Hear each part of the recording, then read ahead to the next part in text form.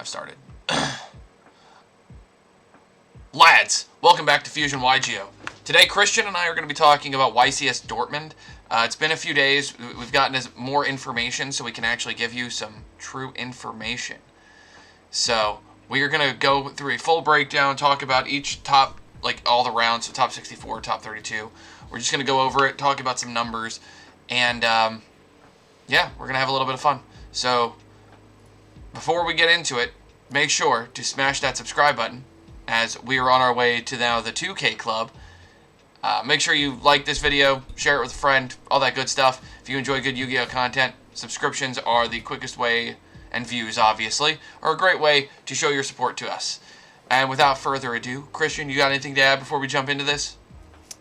All I can say is that going in, this is probably the most wild YCS I've seen since I came back into the game. It is a wild one, that is true. Alright, without further ado, let's go ahead and jump right into it. So the full top 64. This has been going around for a minute. I'm going to read off the decks, and then we're going to talk about what we expected and things like that. But there were a total of 10 tier limit decks, 8 Unchained, 7 Dragon Link, 6 Pearly, 5 Fluonderies, 4 Branded, 4 Manadium, 3 Branded Chimera, 3 Labyrinth, 2 Vanquish Soul, 1 Branded Synchro, a Chimera Melfi, a Mikonko, a Pearly Sprite, a Rescue Ace, a Rika Sun Avalon, a Runic for Hire Sprite, a Live Twin Melfi Sprite, 1 Virtual World, and 2 we just don't know. So going into this event, I fully anticipated Unchained being the strongest deck of the format. Not discrediting Tier Lament or any other deck that had high representation. Just kind of my expectation was Unchained. Just because it's so difficult, like its interaction points are so awkward, that a lot of decks don't have a lot of answers to them. Well, we've already seen Unchained being like one of the top decks in the room before this through YCS Cancun and other events, where like its toughest matchup before the ban list was basically Kashtira, but now that Arise-Heart's gone, the deck's kind of a little more free, and the only other threat it really has to worry about a whole lot is Flu, which a lot of other decks can play around that just fine, and even Unchained can deal with it in the right circumstances. Yeah, for sure. I'm like I said, I'm pretty surprised. I saw there was a tier limit player that was had what? They had the blue dog, the new Unchained Soul Shayama. I believe so. I think is what it's called. That was actually a really neat tech because it does also double as back row removal, and it gets by effect cards tier limits off the field to allow you to fusion summon and continue playing. Kind of an insane strategy. A lot of the tier limit lists are really cool. Like, I don't know if anybody's seen them. They look really neat. They don't have room for hand traps, so all the stuff is just things to go second, like kaijus and such. But yeah, top 64 being dominated by tier limit is a kind of a surprise. But what really surprises me is like moving into top 32, because we'll talk about the top 64 here in a minute. Moving into top 32 of the top 3 decks, which were Tier Limit, Unchained, and Dragon Link. Tier Limit had a pretty good changeover from 64 to 32, keeping 9, only 1 getting eliminated. 6 of the 8 Unchained pulled over, but only 3 Dragon Link. Dragon Link lost a substantial amount of people piloting the strategy. Like, the strategy just had issues converting. And I think Pearly lost like everything, didn't it? Or did they keep maybe 1? Pearly had top 32? I think Pearly had 1 that was still in top 32, because I think we have 1 Pearly that made it to top 8. We have a Pearly list, a Pearly Sprite, but all the pure Pearly lists ended up getting eliminated in top 64. Like, we dropped from 6 Pearly to 0. The 4th most represented deck did not even convert over to top 32, which is kind of crazy. Well, and the crazier thing, too, is that before top 64, if I remember right, Pearly was the most represented deck in the room. It had the most representation, but it didn't convert in top 64 hardly at all. And then from top 64, it just lost like everything. Yeah, there was one variant of Pearly, which was Pearly Sprite. That made it to top 8, which is pretty neat. But Pearly just underperformed in this event. And I think the biggest thing is there's not a... like, the deck is very linear, and people know how to side against it. And a lot of the side deck hate that goes against things like Unchained and even Tier Limit, to an example, just hit it as well, and it's tough to play, and also it doesn't have a great matchup against Fluanderies. Yeah, no, it's honestly, it's such a one-trick pony deck that it surprises me that people thought it was going to be such a big deck for this long. Like, don't get me wrong, it was good when it first came out, but now people are kind of building for it. We're even seeing Tier Limits decks that are like maining Gamma Seals because they're just Aquas, but they're also free removal for stuff like that. So it's hard to come into a format like that where you're just such a predicted deck that only does one thing, and if that one thing gets outed, you just lose. Yeah. I 100% agree with that. Labyrinth pilots, there were 3 of them. One of them did not make it past top 64, so we have 2 Labyrinth going over. Virtual World that was in there, yeah, that didn't make it past top 64, unfortunately. I mean, it's impressive that a deck like that is still able to compete.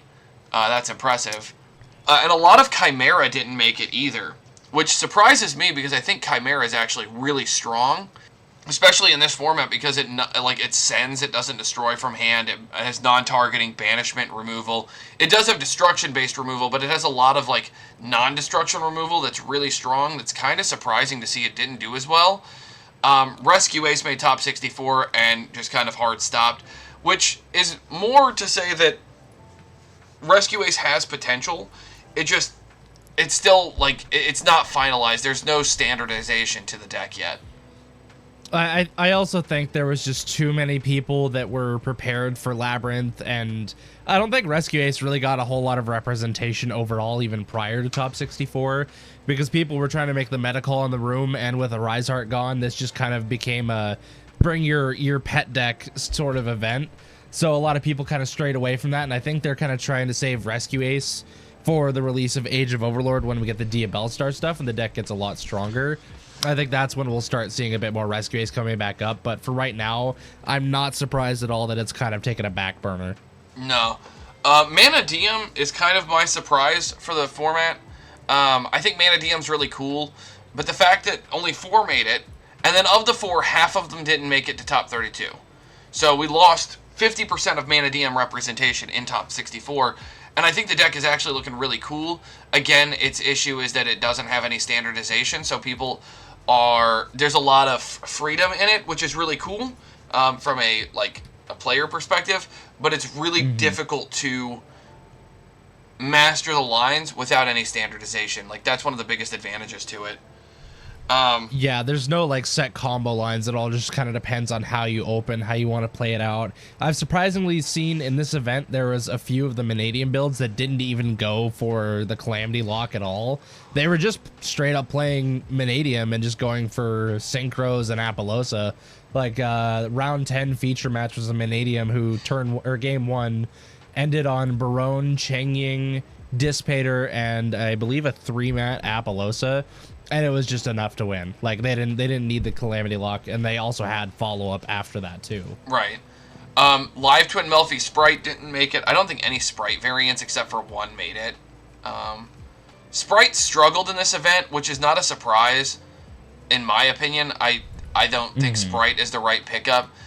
Runic didn't... The Runic variant that we have, which is Runic for Hire Sprite, that didn't convert, like, it didn't make top 64. That doesn't surprise me, because I don't think Runic has enough answers to things like Unchained and Tier Limit inherently, and it makes it pretty tough. Like, you have to banish the right stuff at the right times off of the Runic, the Runic spells, and it just takes an incredibly lucky and competent pilot to make it work at all. The fact that 1 made it to top 64 surprises me more than anything else.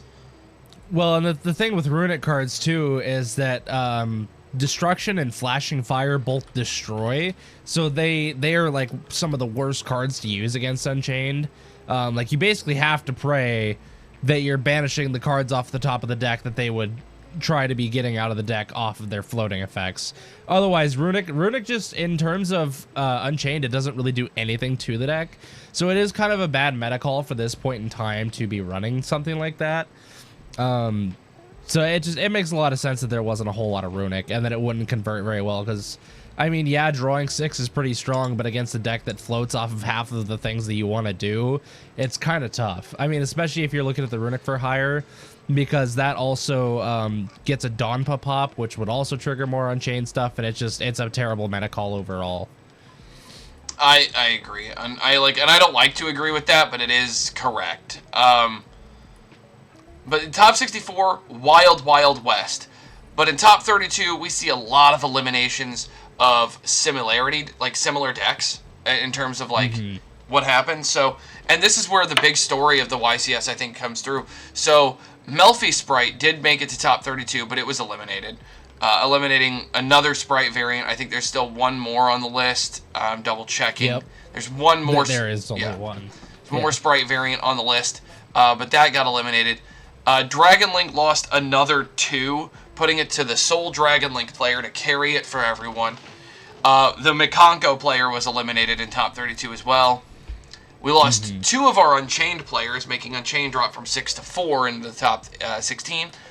Labyrinth lost another player. Labyrinth only had 3 players, and now they've lost 2 already in top 32. But the big story here is, well, Dragon Link losing 2, going down to 1 player is crazy. Vanquish Soul losing the half of their players and losing 1 stinks. But what really surprises me is that we lost, 2, 3, 4, 5, 6, 7 tier limit players were eliminated in top 32, dropping it from 9 to 2, and making Unchained the most represented deck in top 16. We also lost another Manadium, so we have, only 1 Manadium player left. Top 32 isn't Wild West. It's the survival of the fittest, essentially, in this situation. Right. And the Vanquish Soul version is Super Heavy Samurai Vanquish Soul that was eliminated in top 32, which I'm actually interested to see that list. I think that sounds really cool. I think it was a cool idea. It just kind of sucks that after turn 1 your Super Heavy engine is dead, but I like the idea of using it to consistently get to your Raisin. I think that's a pretty neat idea. That's clever. I really like it. The tier limit stuff is all pretty much the same. I don't think there's really a lot of variation in it. Labyrinth getting eliminated down to 1 player now is not a surprise. Labyrinth, there's so much hate for it inherently in the format. Oh yeah. It's a tough call. I think it's a good deck. I just don't think it's the right call. Mikanko made it to top 32. That's insane. I can't wait to see what gets innovated with that deck. But yeah, top 32. Not a lot to say. It's a lot of tier limit just running into a brick wall. This is where the consistency stuff is going to start poking its head, is in top 32 when things are hit the wall where you're just like, I'm gonna just start spinning my wheels. Top 16, we have Chimera branded getting eliminated in top 16, which is pretty cool. Pretty interesting that we had one get this far. I like the Chimera engine. This is the farthest a Chimera deck got. Another tier limit, so we're down to 1 tier in top 8. Manadium has now relinquished its last player in top 16. Dragon Link is now out as well. Dragon Link has now fully been eliminated. Unchained is down 2 more players, so it goes from 4 to 1. No, 3 to 1. Yeah. Labyrinth is out. Tier limit is now down to 1. We don't know what one of the decks is, but this is actually pretty nuts that a Manadium made it to top 16. And I think and it looks like the Scareclaw variant is probably the most consistent. It's kind of the most fitting, being able to get a free extender that searches you a monster reborn and then can also draw you an extra card on top of it is just really strong. Especially with that extender being a level 4 and then being able to revive a Vsauce Starfrost for another Synchro 10. It just kind of, it's a no-brainer. I think it's only a total of 3 cards in the deck. You get 1 extra deck and 2 main deck is all. 3 main deck, but it's a strong enough engine that there's no reason not to play it. But moving into top 16 now, Now, or top 8, I mean. We lose both the Floowandereeze players, eliminating Floowandereeze from the top 4, as well as the Pearly Sprite and the final tier limit player all got eliminated. The fact that, like, the half that was remaining, Floowandereeze was the most represented deck in the top 8. Didn't convert to top 4, but it was the most represented deck when we got to top 8. It was the only deck left that had more than one of it in top 8. But heading into round 8, or top 8, 2 Floowandereeze. The Pearly Sprite making it this far is awesome. I think Pearly Sprite is highly explosive. And then Tier Lament it's tier. It's really strong. Moving into top 4, we lose the final Branded and an Unchained. Unchained made it to top 4. Not a surprise. It's surprising that it didn't go to the finals, but the people that played against them that made runner-up and winner were playing out of their mind, and I actually got to watch I got to watch the Lucas versus Lorenzo. Julius. Oh, Lorenzo. Oh, yeah, okay. I got to watch Julius too, but Lucas versus Lorenzo, which was Vanquish Soul versus Unchained in top 4, was a heck of a game, and Vanquish Soul just gained so much advantage, and TC Boost steals games. It does. And so that's one of those things that we'll talk about, I'm sure, soon. Despia Branded bringing in the top 4, awesome to see. I love Branded, so I'm really happy that it made it this far. And then our runner-up played Vanquish Soul. This was his first YCS, and that's insane. And then Rika Sun Avalon winning the event. The EU, this is their Dragon Link, I swear. Like, there's a community of people that just love this Rika Sun Avalon deck and just want to see it be able to crush dreams and destroy universes. And but it's also, it seems like most of the EU just refuses to read Rika Sun Avalon cards. And that's just what it seems like to me. Because don't forget, this is the only Rika Sun Avalon that converted into top 64. This is the only Rika we saw in top at all. And during the entire final match, we were watching Lucas having to read every card. Multiple times, which is very it's unfortunate. Weird. Yeah. And, like, I get it. This is his first YCS. You can't expect everyone to know everything, but it's a deck that people, I think, really need to start respecting. It can be tough for quite a few decks to beat. It's crazy. It's crazy to think about what transpired at this YCS, but I actually think this YCS was really interesting. I think there's a lot of things that we could take from it, like Tier Limit is a very good contender, and we could potentially see it win another YCS after losing Kit Kalos, after a bunch of limits. I'd be more surprised if it didn't, depending on what comes out and how things change up with Age of Overlord and everything like that. So, I think this has been a super interesting format start off. The loss of Kashtira really made it so a lot more decks could flourish, and I think that's a really big benefit for the community. Yeah, no, this YCS was a big indicator of just how much of a floodgate Kashtira Arise Heart was from allowing decks to play. This event kind of felt like every deck that's wanted to play since tier format started, like, finally had a chance to, and they seized that opportunity. I mean, we were even watching Lithium coming out with Domain Monarch going what was it? Did he go 7-3 before dropping? I know he was 7-2 day 1. Yeah, I think that's what it was. And wildly enough, his first loss was a Bish Balkan FTK that was 5-0 when he ran into him. It's the format. We're in a format where you can pretty much pick up anything, and as long as you're making good card choices, and you kind of have an idea of how the meta is shaping up, and you have an idea, and like a finger on the pulse of what people are kind of bringing to that event, you have a real good shot. You have to make really good decisions, but you can play pretty much anything, and that's kind of the glory of the new format right now. And things could completely change. It could become a complete tier 0 format by Age of Overlord, and we don't know. But as of right now, the ability to be able to play anything, awesome. Yeah. I mean, I still think that after AGOV, it'll still be a fairly diverse format. We might start to seeing more of the top decks kind of surfacing and going above the rest. But for right now, it's mostly just a test of skill. If you know a deck really well and you can outperform a lot of things just through pure skill of running the deck, it's honestly not a bad time to just be able to play things and just experiment around. I know I've been testing with a lot of random stuff. I know you guys are starting to work with a lot of random decks over there. This is just a time of creativity to kind of figure things out until the format figures itself out and we see where we land. 100%. And yeah, you're right. I have a lot of funny things coming in the woodwork right now. So it's a format. Nibiru is phasing itself out, and Droll is coming back. Lads, without any further ado, we're going to go ahead and wrap this video up. Thank you so much for checking us out and coming and hanging out with us for this little recording, this little video. I've got nothing else to add. So until next time, lads, good fun. Have luck.